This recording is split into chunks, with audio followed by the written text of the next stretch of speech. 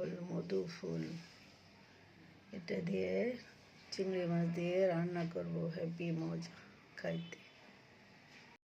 এই যে আম্বেল মধু ফুলটা কেটে ধুয়ে নিয়েছি, এখন রান্না করব। রসুন দিয়েছি তেলে,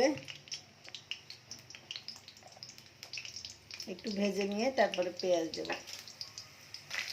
রসুনটা হালকা ভেজে নিয়েছি, এখন পেঁয়াজ দেব।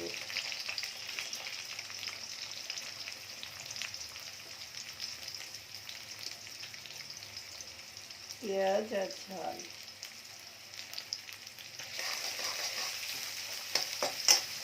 একটু ভেজে নিয়ে তারপর চিংড়ি মাছটা দিয়ে দিলাম, আমার ধুয়ে রাখা চিংড়ি মাছ।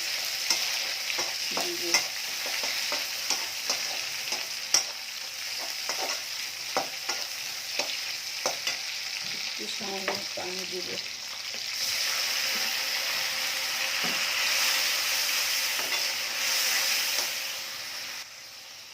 লবণ,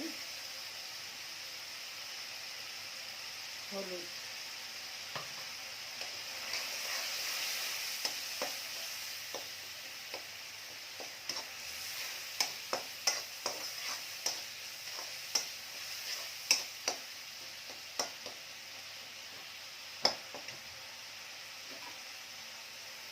এই টক ফুলটা দিয়ে দিলাম। আম্বল মধু, আম্বল মধু, আম্বল মধু।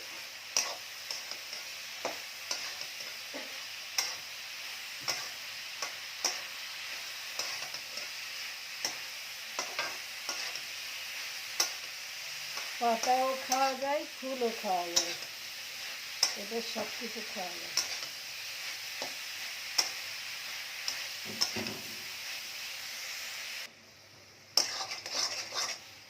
হ্যাঁ, টক ফুলটা কষানো শেষ, এখন পানি দিয়ে দিলাম।